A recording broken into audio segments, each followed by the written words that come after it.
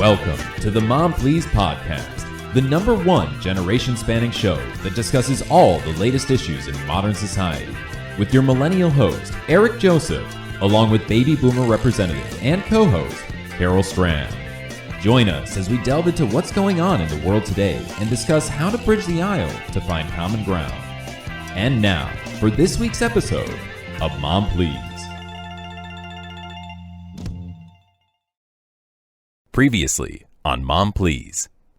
Today's topic, though, is not the most serious thing we've ever talked about. Nope. But, you know, to some people, it's very serious. To some people, it's deadly serious. It's life, it's the right? world. Yeah. So we're going to be talking about football versus FÚTBOL. Right. And which is better, which we like more. So American football is traced back to essentially almost like rugby football. And it's a running game that kids did in the English public school system. And so the college game was where it grew. In what is today the equivalent of the NCAA. So the college game was the only game at that time. So then the modern era of professional game starts in 1932. And in 1936, they have the first professional draft. And in 1939, they have the very first game broadcasted. So they played for a couple of years before they even were on TV or anything. They had to grow the popularity of the game, I'm sure. But in 1960, that rivalry gets really cemented because these two leagues join together. They merged. But they keep the AFL and the NFL in order for them to create a bowl game that is the Super Bowl. The Super Bowl, yes. And the Super Bowl game is the most watched television event in the United States annually. But Eric, would you like to walk us through football? I would love to. So, the history of football. Records trace the origins of association football back more than 2,000 years ago. This came from the times of ancient China, where they played a sport called Kuju. Also in Greece and Rome. A similar sport dates back even further to older Mesoamerican or like Central American and South American cultures. And this game was known as Olamalistli, or in Mayan culture, Peets, or in like Spanish culture, when they kind of found it, it was called El Juego de Pelota Maya. In modern day, association football, known as soccer in the United States, has its roots in 19th century England. The game is thought to have been brought to the U.S. by various different immigrant groups throughout the late 19th and early 20th century. These major world bodies kind of come about. FIFA comes about in the early 1900s, and they decide to host a major world tournament called the FIFA World Cup. First time this happens is in 1930. Yeah, FIFA, that I am very well prepared to tell you why I love American football. Yeah, we went through history, so let's like kind of talk about like why you love football, American football, and afterwards I can talk about why I love soccer. I love American football because I love the clock. Football is a 4-quarter game, and each quarter has 15 minutes, of course. People know that already. And the clock winds down. Managing the clock is a strategery. And I even love commercial timeouts. And American football is supposed to take an hour, but of course it doesn't. No, so it takes so long. It's a nice way to spend a Sunday afternoon. Entire Sunday. Quite frankly, there is interest in Europe and South America because now they're bringing over. They're bringing over American football. Yeah, it's been happening for a bit. I think it's because, you know, the people in Europe and South America love soccer because they don't have American football. Is that what you think? Yeah, they like soccer because they don't have... Well, we need to bring them some freedom, don't we? We need to bring them to American football. All I'm going to say is there seems to be an interest. Go ahead, continue. I love this. I love the scoring. You get 6 points for a touchdown, 3 for a field goal, 1 for a point after the touchdown, 2 for a safety, conversion after touchdown, 2 points.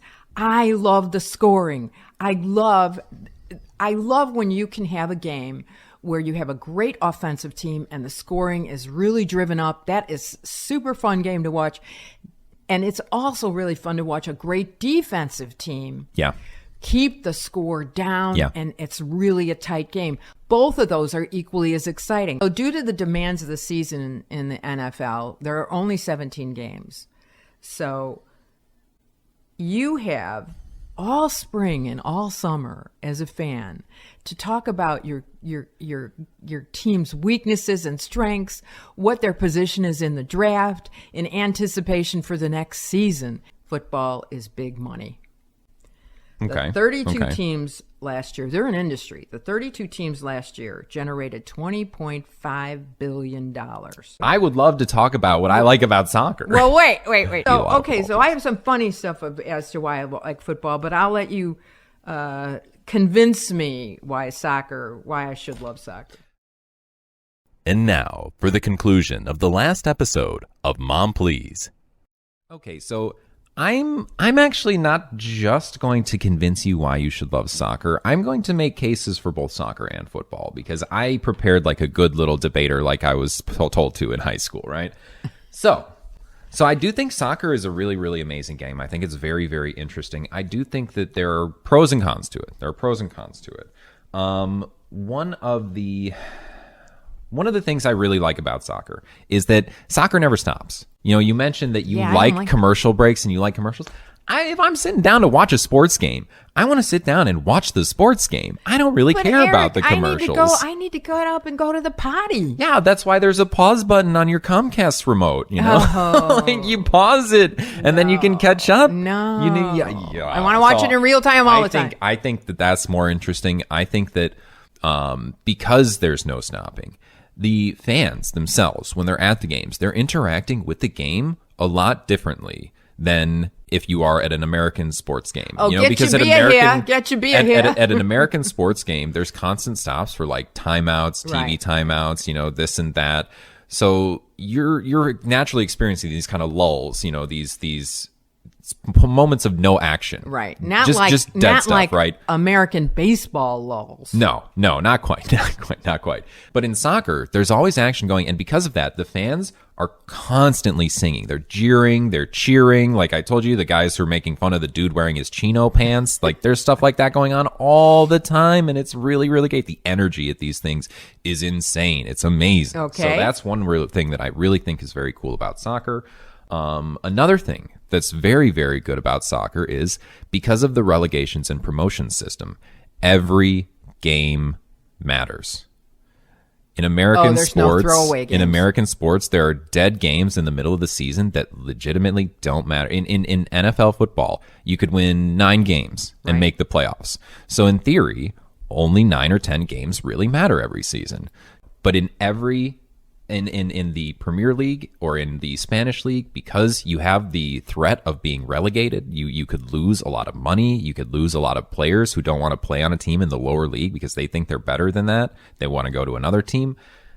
You know, you have to always perform. You have to always show up. You can't tank and then hope you get a generational talent that turns your franchise around. However, I do think that you need to be positionally successful on an NFL team or even a college team. Otherwise, you will be benched. Otherwise, you will be traded. Well, yeah, for individual players, right? Sure. So I'm talking more about like the teams as a whole. I do see that right? creates kind of a team esprit de corps, if you will. You either what happens is a team will either believe in themselves that they have a shot and they will come together and they will like form around something and they will really pull themselves out of the tough stuff that they found themselves in, or they'll crumble.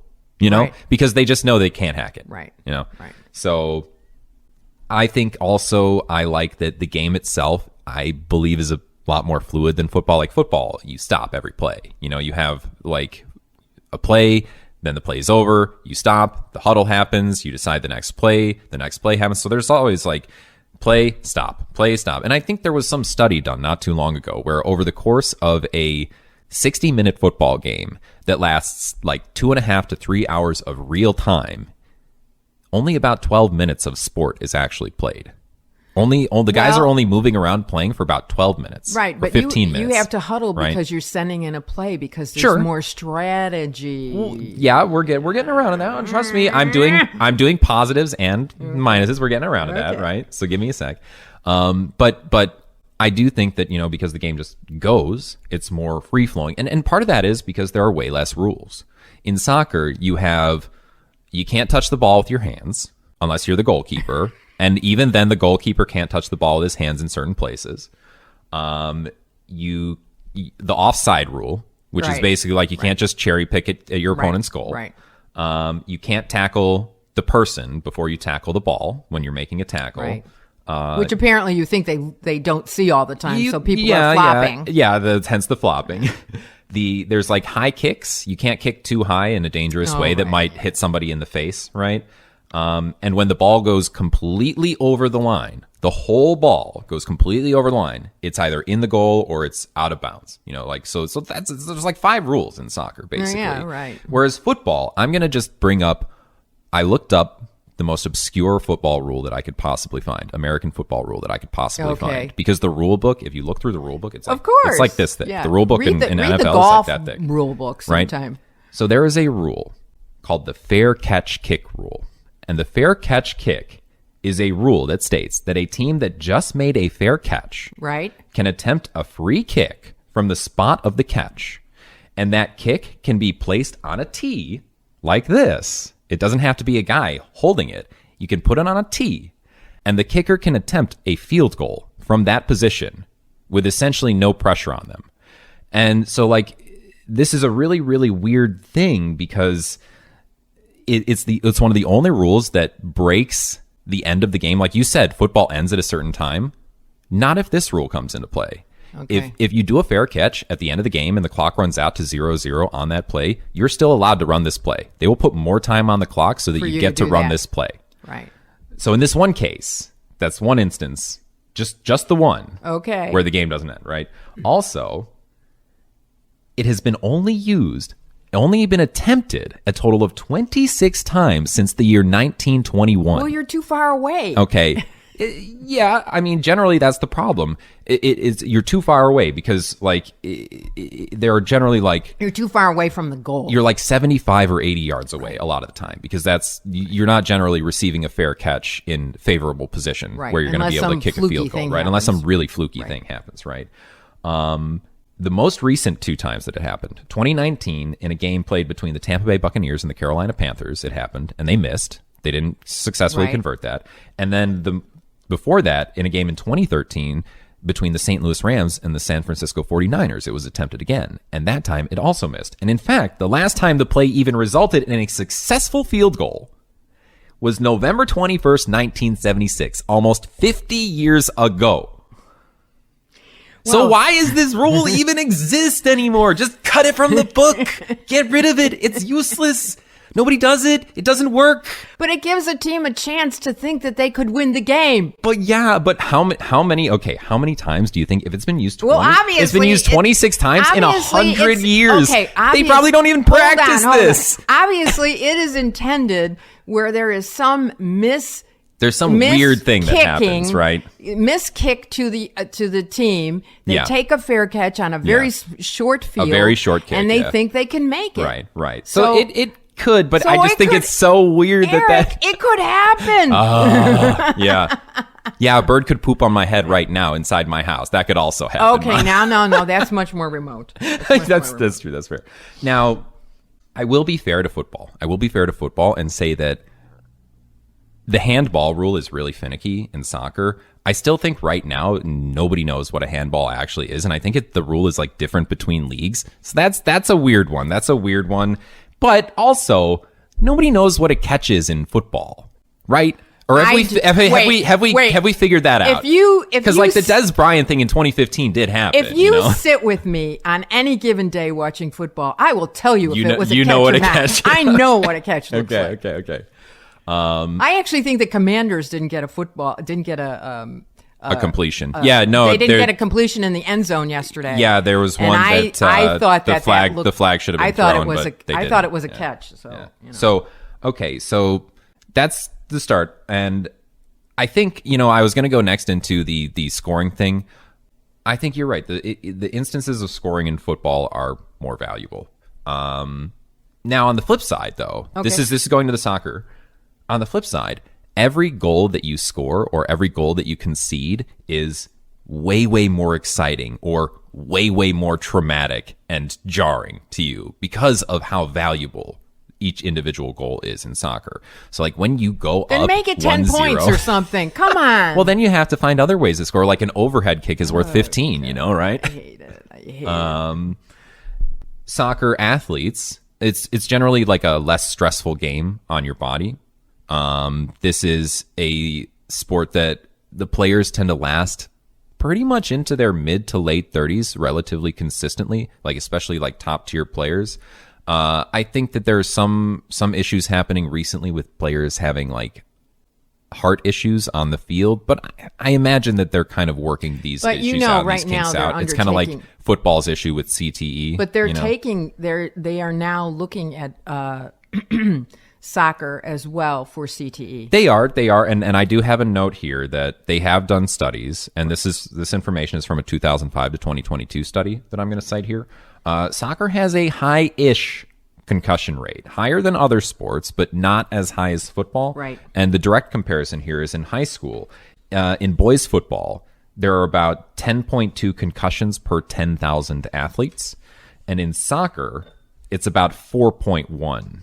So it's about 2.5 times less, but it's still higher than other sports. Mm-hmm. Like if you look at all of the different sports, soccer is still like the fourth or fifth most concussions caused for the sport. So that is something to consider. There was a player, Scott Vermillion. Okay. He died at age 44 of an OD, and Boston University did receive his brain. It did show evidence of CTE. Okay. So they are newly conducting these studies, and it's with good that soccer, they are. It's good that they are. They're also conducting the studies in the female ranks as well. Yeah. I think what you want to avoid, if you are a soccer player and if you are watching this podcast, what you want to avoid is too many headers. There are a lot of headers, and in fact, there have been some professional players who throughout their years have avoided headers specifically for that reason, because they kind of thought that. Good for them. One thing that is good about soccer, though, is soccer is more inclusive of a sport than football. You were saying about Pop Warner having 300,000 boys play soccer or play football. American football, and then you were mentioning the girls, and I was like, oh my god, did Pop Warner do a crazy thing and decide to make girls football a thing? And no, it's cheerleaders. And there are professional women's soccer leagues out there. There are women playing in the FIFA World Cup every year, and in fact, American soccer is pretty good in the women's side of the game. Yes, they are. Not right now, but they have been historically. I will give you a big, big, big nod for the ability to have women professionally involved in that sport. Now, I don't know anything. And it's really blown up recently. Right. There are much more interest for women's professional teams in like England and Spain and like Brazil. There's so much more interest in the last 10 years than there was before that. It's crazy. It's crazy to see. I'll give you that one. So those are some of the things that I think are very, very good about soccer, and some of the things that I like about soccer. Now, some of the things that might not be so great about soccer. Okay. I think soccer is more corrupt. I think there's a lot more corruption internationally and domestically. Yeah. I think you've had FIFA with like Sepp Blatter and co. and all the things that happened surrounding both like the Qatar World Cup and the Russian World Cup. Mm-hmm. You have clubs owned by national interests. So you have clubs owned by, like I said, the United Arab Emirates or Qatar, and these places own multiple clubs and send players back and forth between the clubs, which is not really... That doesn't seem very above board to me. Right. That seems pretty... Right. That's like cheating adjacent almost. In terms of sponsorships, this also, I think this is not great. 55% of the shirt sponsors, this big one right here, 55% of these in the Premier League in England, gambling interests. Oh, really? I don't think that's good.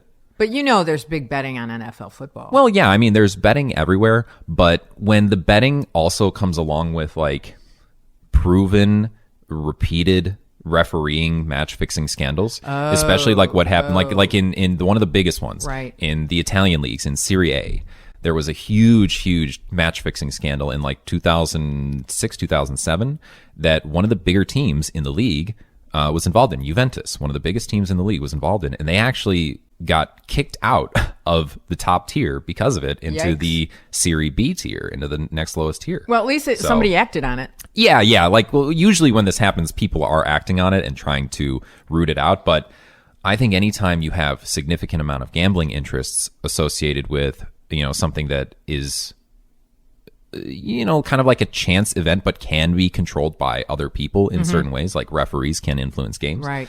That's troublesome. That's troublesome. So I don't like the huge amount of gambling interest in soccer and in sports in general, just in everything. Because now, oh my God, somebody told me now that you can bet on like the presidential election. And that seems really like okay. We're not going to get good. Political. We're not going to talk about that. But political. But don't do that. But don't. Audience. But don't please don't go be out doing and vote. that. Don't please vote. Go please vote. Don't bet on who's going to win. Right. Okay. Right. I think that in soccer, they're trying to experiment more with video assistant referee now. So they're trying to do more video review of plays after the fact that happened. And this has been introduced in most domestic leagues and like world competitions within the last 10 to 15 years. I think NFL does it a lot better. I think NFL video review is way ahead of all of the video reviewing. They've had it for a longer time. They've had it for a longer time. They know it a lot better. And I think there's even some sandbagging from some of the referees in some of these English leagues, or maybe not English league, but some of these European leagues. They don't like the video review. So they actually they do it poorly on purpose, I think, because they want to get rid of it. Right. Right. It's kind of like it's not useful. It's not useful. Look, guys, it's making things worse. Let's just get rid of it. For years, all the tournaments, all the tennis tournaments, on the hard courts, had they had the little sky they had the little review, but they didn't have it at the French, because the French you could see the ball mark. Oh, okay. But now I think everything has it. Yeah, that makes sense. Although the clay kind of that makes some sense. So because of this, like, there is poor refereeing and lack of consistency, even within the games themselves. Like, you see a foul happen in the game, and then the same thing happens again, and for some reason, the second time, a guy gets a card for it, and you're like, what about the first time? Should he get a card for it the first time? No, maybe not. Whatever. Yeah. I do think they scrutinize the careers and the calls and the plays of NFL referees pretty significantly. I think they do. I think there are some very egregious ones that have happened, right? But they've been called out on those. Yeah. So. Like the thing that happened with like the Saints player that one year where he like totally pass interfered with the guy catching a ball in the end zone during a playoff game. That was a big one. But in any case, like you said, we were talking about how American football has more strategic and more meaningful scoring. I think that makes it a more strategic game. And I think because, like you said, again, with they're getting in a huddle after every play, there's way higher levels of strategy happening here. Because you're making so many more decisions about what you're doing in any given moment than you are on a soccer field. On a soccer field, you're like, okay, I'm receiving the ball. I check around me. Is there anybody around me? No. I go, I turn, I dribble. Is there somebody around me? Yes. I pass. That's about it. Okay. Not a whole lot of decision making. Okay, so happening. Now and that is super. That high level of strategy is very appealing to me. For instance, when I first started golfing, my whole goal was to hit the ball. Yeah. But now my objective is to manage the course. Okay, so now right? You're actually you've grown in your game to the point where you're thinking about other things, right? You're thinking about more advanced things. Where's the right place in this hole to hit the ball? Try to put this blah, blah, blah, so forth, so on. Yeah. And understanding the distances and so forth. Yeah. So I like that as a viewer, as somebody who likes sports. I like that. Okay. So. Okay. Neat. One of the other, we've been talking about the domestic leagues and all the different leagues in soccer. So I think this is a positive and a minus for soccer. There are a lot of leagues. There's only a lot of leagues Super to follow. Bowl. There's only one NFL. Now, that does mean that I can follow a bunch of different leagues and find interesting experiences, interesting games to watch in each of these leagues, but I have to also know more. Like there's a lot broader body of knowledge that I need to have, because I need to know not just who are the best teams in the Premier League or who are the good teams in the Premier League. I need to know who are the good teams in La Liga, who are the good teams in the French League, who are the good teams in the Italian League, the German League. Yeah, but think of it this way. You don't have to know all the rules of football. So maybe you expend your energy learning about those different leagues. Maybe you get to, you don't have to spend so much time like understanding the game itself. In order to intelligently watch football, you have to know what's going on. I think it's harder for a casual person who doesn't know anything about the game to watch like a football game, an American football game, because they're like, wait, why is this happening? Wait, why is that happening? Wait, hold on. Right. Whereas soccer is just like, okay, there's a ball, there's 11 guys on each side. If they kick it into the goal, it's good for them. It's good. Right? Yay. So there's, a bunch of different leagues that you have to follow. There's different rules in the different leagues that you kind of have to know. So you do have to still like rack your brain a little bit.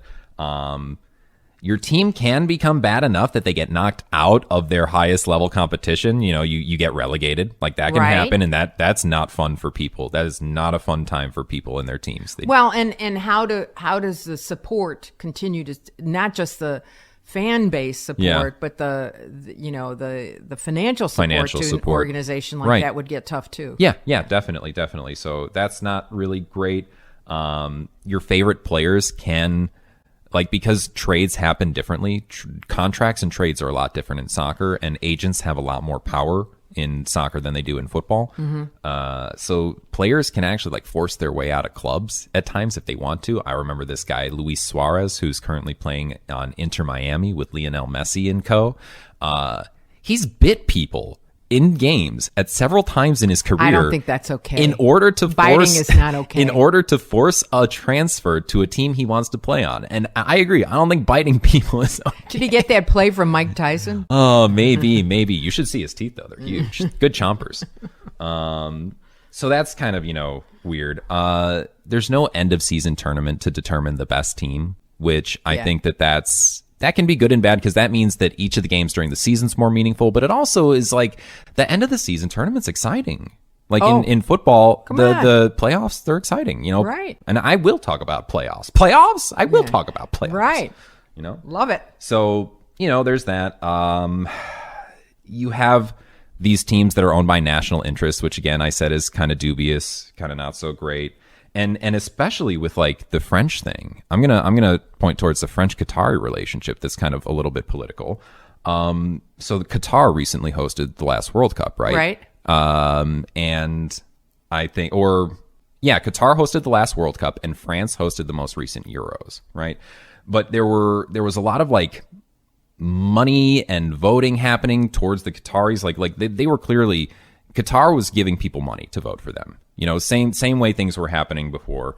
And there were also reports coming out of France in 2023, that the French armed forces, the French Armed Defense Ministry is trying to strengthen their relationship with the Qatari Defense Ministry because Israel is blocking any sales of F-35 fighter jets. The new fighter jets that the U.S. is producing are being blocked by Israel, can't be sold to Qatar.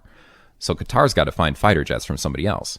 France is like, hey, why don't you buy some of our Rafale fighter jets, 60 of them? That'd be good, right? And then we'll, we'll do some good stuff for you guys. We'll vote for you for the World Cup hosting, and it's a little tit for tat, little bada bing, bada boom, and you got yourself a nice little slice of corruption pie there, right?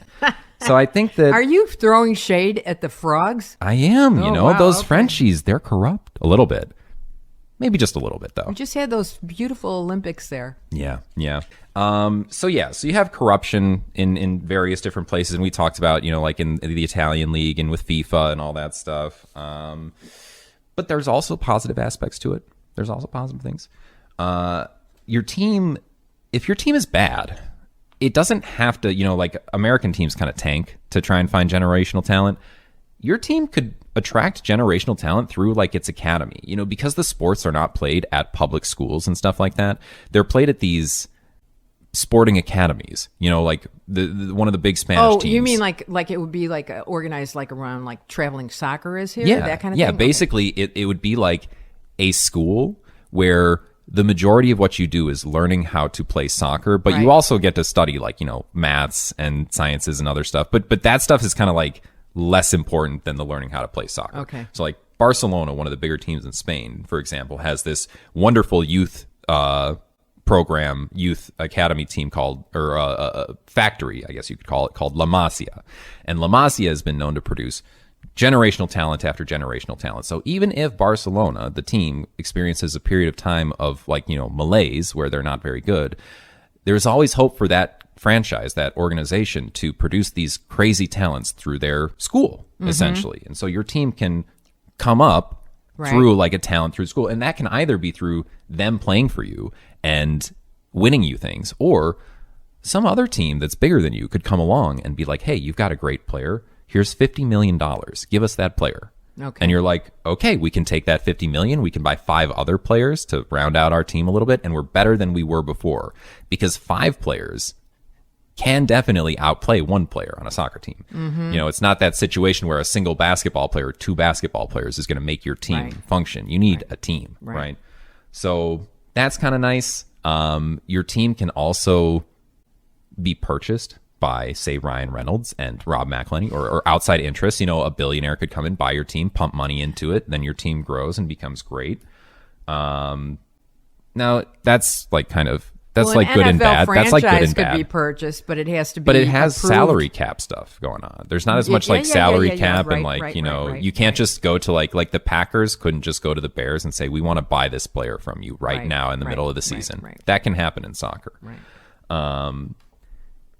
What I also like about soccer is the best players aren't stuck being forced to play NCAA for a couple of years before they get to go play in the professional leagues. You have guys as young as 16 and 17 making their professional debuts in soccer and performing and actually being better than 90% of the guys out there on the field. If they're good enough talents, they deserve to be there. I don't really like the idea of, for a long time, the NCAA kind of held players in a state of limbo where they were playing and they were getting exposure for their future careers. But what if they injure themselves in college? What if they bust their ACL in college and they're never the same player ever again? They didn't get anything for that time. But now it's different where the players are getting paid. Now it's different where the players are getting paid. Education because they were a scholarship. Yeah, maybe, person. But maybe their education was in underwater basket weaving. Or maybe it wasn't. Or there's maybe it wasn't. I mean, I think a lot of opportunities come those guys' ways in terms of opportunities, not just through the sport that they're playing. Yes, opportunities I think so. through the school alumni group or through different entities that like to bring on football players because they're well known or whatever. I don't know that. I hear what you're saying, but I don't know that that's the end all do all to have 16. Fair. I can't imagine a 16-year-old competing against William Refrigerator Perry. Well, that's because he's going to be tackling them in soccer. You're not not quite getting pancaked by a dude who's 340 pounds, right? There's nobody out on the field that weighs that much. Right. Another very, very cool thing about soccer, it's the most popular sport in the world. It is the most popular sport in the world. There are fans in just about every country in the world. One of the coolest stories of all time, I think, is the Christmas truce of World War I, where one of the years on Christmas, I think it was on the Western Front, between the Germans and the Allied nations who were over there, they stopped fighting each other on Christmas Day. Somebody found a soccer ball and they played the soccer game, right? And that's nice. I don't honestly know how true it is. It sounds like one of those things that who knows how true it is. It sounds like a fairy tale to me. But if that really did happen, then it kind of shows the incredible nature of the game. Sure. I think it's a very cool thing. Very cool thing. In any case, that's kind of all my stuff. I have some fun stuff now too. You got some fun stuff. Why don't you throw me some fun stuff? Okay, because I've been talking. I'm going to throw you this. Let's talk about uniforms. Okay. There is nothing more gorgeous than seeing a man in good physique in those nice little tight football pants. Mom, please, why do you have to make everything so sexual all the time? Come on. No, I'm just admiring the physique. Mom, please. I'm just making an observation. and okay, Sports Illustrated votes for they vote for the top NFL greatest coaches of all time. Okay. Right? Okay. And right now, you and I could probably sit and name 5 of them off the top of our heads. Probably. Probably. Other than Ted Lasso, I don't know one name of one soccer coach. If you followed it, you would, because I could name a bunch of guys off of my head. And in fact, the guy who's coaching the U.S. national team now, I think is really, really interesting. I'm very excited to see where this Pochettino guy goes. So what do you have for fun? Well, first off, I think you got to get involved in watching Wrexham. You got to watch Welcome to Wrexham. Okay, people. I think it's so cool. I think it's so cool to actually actively see one of these teams go through the promotions, because this team started out in the 5th tier when these guys bought it, and they've been promoted through the League 2, and they're in the League 1 right now. They're 3rd place. They're 3rd place out of 20 teams in the League 1. If they maintain that place, they'll get promoted again. They'll be in the championship. That's one tier under the professional, like the top Premier League and all in their competition. All it took was a little bit of money and dollars from 2 very famous guys. Yeah, but I mean, if you kind of follow the story, the guy who owned the team beforehand was essentially piecemealing out the interests. It was kind of like he bought it for what he could sell, and he was trying to essentially break up parts of the team and sell it as he could and eventually get rid of the team entirely. And you got to think, like, for a working class town like Wrexham is like a coal mining town. Mm-hmm. This is a town that its industry is essentially gone. Well, I do think that in that respect, for any entity, county, or municipality that has a team like that, it'd be like Green Bay losing the Packers, Mom. It'd be like Green Bay losing the Packers. Right. It's a small market environment, and that does make it a cool thing. Right. I think that the people of that town would just perish. They would die. They would be so broken up if that team was gone.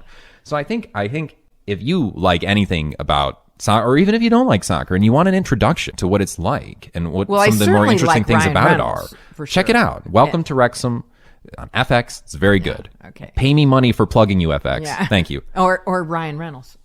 Now, next, wives and girlfriends. Okay. I want to talk about some wives and girlfriends because I think that some of these are very funny and very interesting, and I want to see who we think of soccer players or football players who has the better like chances at finding like a hot chick, like to put on your arm. Because I'm sure that they go into these, or maybe a hot dude if you're a soccer, or a hot chick if you're a soccer female player, which we have a couple of those. So, football, NFL football wags. I think you have the biggest power couple of all time right now in NFL football with Travis Kelce and Taylor Swift. I don't think there's been any, except maybe at the time, David Beckham and Posh Spice and Victoria Beckham, kind of comparable. Like, I think David Beckham is more popular than Travis Kelce, but I think that Taylor Swift is so obviously more very, very popular compared to like Posh Spice. Victoria. So those are 2 fun power couples. Okay. Another one that was always fun was the Tom Brady Giselle Bundchen thing before they broke up, right? You had Tony Romo and Jessica Simpson, and also Tony Romo and Candace Crawford. So Tony Romo's a hot commodity. Wait. And Jessica Simpson married a football player too. Did she? Yeah. I didn't even know that. I don't have that on here. At some point in time, several football players dated Kim Kardashian. Reggie Bush, the guy who had his Heisman taken away, and then I think he's getting it reinstated. Didn't he do the sex tape with her? No, that was Ray J. That's a different guy. That's not Reggie Bush. That was Ray J. Miles Austin, a wide receiver for the Dallas Cowboys, also dated Kim Kardashian for a time. And then in our own city, we had 2 very interesting relationships. One, Jay Cutler and Kristen Cavallari. And Jay Cutler was our quarterback, and Kristen Cavallari was the reality show star from Laguna Beach. Right. And then you had Brian Urlacher, for a very brief period of time, was linked to Paris Hilton. Ew. On both sides. What? Ew. On both sides. What, you don't like Brian's new full head of hair? No. He looks great. Go get some hair plugs, Like, it's good. It's good. Well, what about Aaron Rodgers and Olivia Munn? And there was Aaron Rodgers and like a bunch of different ladies. Aaron Rodgers I don't think I like Aaron Rodgers very much. I used to like him. Now I'm off. You're forgetting about our new couple. Who? Simone Biles. Who is she dating? Not dating. She's married to one of the new Bears. Oh, really? No kidding. I didn't know that. Well, cool. I mean, very cool. So the Olympic gymnast, yes, right? And Sierra is the singer. Yeah, she's married to Russell Wilson. Oh, no way. Huh. Wow, why didn't my research turn up this stuff? Back in the day, Kathy Lee Gifford and Frank Gifford. Yeah, that was, but that's like, I don't know if any of our, well, maybe viewers who are a little closer to your age will know They're even older than viewers of my age probably won't. In terms of, we're going to cross over a little bit. There are a couple of couples that are a football player and a soccer player. So AJ Feely and Heather Mitz. AJ Feely is a football player. Heather Mitz is a soccer player, U.S. soccer player. Zach Ertz and Julie Ertz. Zach is a football player for the Philadelphia Eagles. Julie is a U.S. soccer player.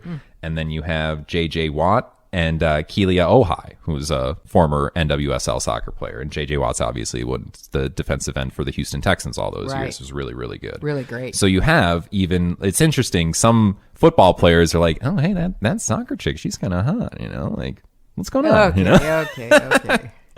So you have some of those, but then the soccer couples, some of them are pretty big. Gerard Piqué, who was on that Barcelona team I was mentioning earlier, and Shakira, Shakira. Are they still together? No, they have since split, Yeah. But they were together for a period of time, a pretty long period of time. David Beckham and Victoria Adams, aka they seem to be Victoria Beckham, Posh Spice, and they're still going strong, right? And people still, I think, generally like both of them. I think people like David Beckham a lot. People like Beckham. Yeah, for sure. yeah, I think so. And I gotta say, for like a 50-year-old guy, he's still pretty handsome. He's an attractive dude. If you like that kind of guy, like with the tattoos and stuff, Yeah, right. We have not that many others that are particularly interesting here. But one that I kind of mentioned earlier, we have some ladies who are dating.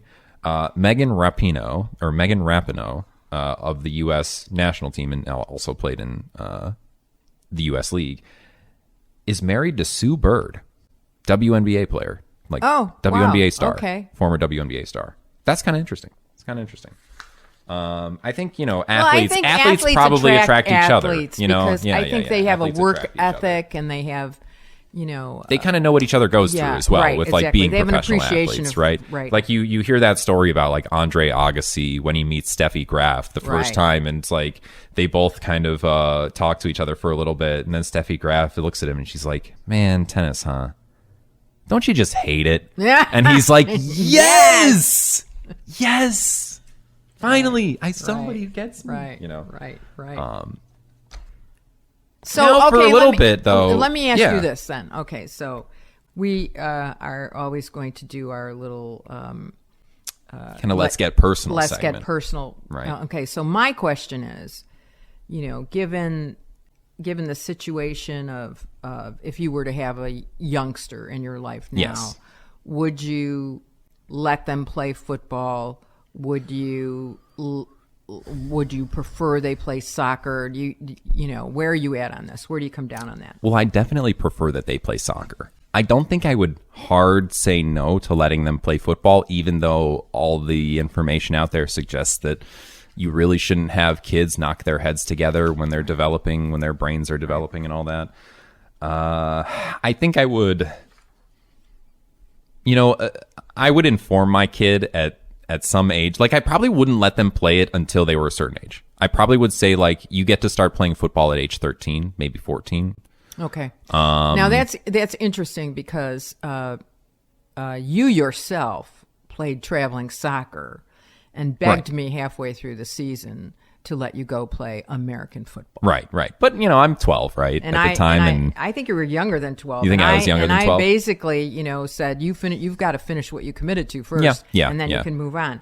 But in that documentary that I was talking about, Hard Hits, Can Football Be Safe? They actually ask professional players, what you're thinking about letting a youngster play. Do they? And Harry Carson says he was the member of the New York Giants Crunch Bunch. Oh, gosh. Played 13 seasons. Yeah. And he was captain for 10 of those seasons. Okay. And he said he would have never played football, and he wouldn't if he knew, and he wouldn't let a kid play football. Yeah, I can totally understand that. I can totally understand that. Coach Mike Ditka would not let 8-year-olds play tackle football. Okay. Yeah. Troy Aikman would not would wait until they were over 10 years old to play tackle football. So I'm kind of like about the same. Brett Favre would only allow flag football until the age of 13. And if I you were go. to be asked in my world, I can't believe I'd agree with Brett Favre on anything in my life, but I would, do. Holy shit. Yeah. That's crazy. I would feel the same way. I would. Yeah. You can fundamentally learn what football is all about. Yeah, you can like learn the flag, sport, right? You can learn the sport, and then tackle once you're, emerging out of puberty. Yeah. Right? That's the way I would look at it. I don't think. I mean, the bottom line is, I know there's all this CTE out stuff there going on, but I don't think it's. The love for American football is going to go away because of that. No, I don't think so. I think that American football is always going to be a sport that's played. And I think that, the National Football League has so much financial interest in maintaining their sport as like the premier sport of America that it's never going to go away. They're always going to find ways to convince people that it's safe enough now for children to play. There's a lot of effort in that regard. And I think they are actually doing things that are making the game safer, clearly, like with the kickoff and stuff, and with the new helmets with everything that they're doing. I will say you made some compelling arguments to me just in terms of the opportunity that it sounds like you might have in soccer relative to, your skill level, because there are so many levels, right? Yeah, I think you definitely can. And there's access. Yeah. There's access, yeah. And that it is worldwide a phenomenon. Yeah. Right? Yeah, definitely. But I got to tell you, until they have scoring and strategy, I can't go the other way. Okay. I can't go the other way. Fair. But I am going to watch Wrexham. Watch Wrexham. I'll give you that. Do it. In any case, I think that about does it here for us today. Absolutely does. I think that about does it for us here today. I did have some other stuff to talk about, but I think that's more stuff that I'm going to talk to you about, like the Commanders and Bears game that happened yesterday. We're going to talk about that between us. So what's next for us, Derek? So next month, we're going to be doing another episode, and we are going to be talking about... Well, we're going to be kind of flipping the Thanksgiving script. Usually around Thanksgiving, you talk about what you're thankful for and what you like in your life. This time, we're going to talk about what's getting on our nerves right at this very moment. We're going to throw out some turkeys, and we're going to take care of them. Right. So, tune in next month for a bit of a more spicy one, because we're pretty light today. And we'll get to the bottom of that. Now, in the meantime, everyone, remember... mind the generation gap and keep it civil.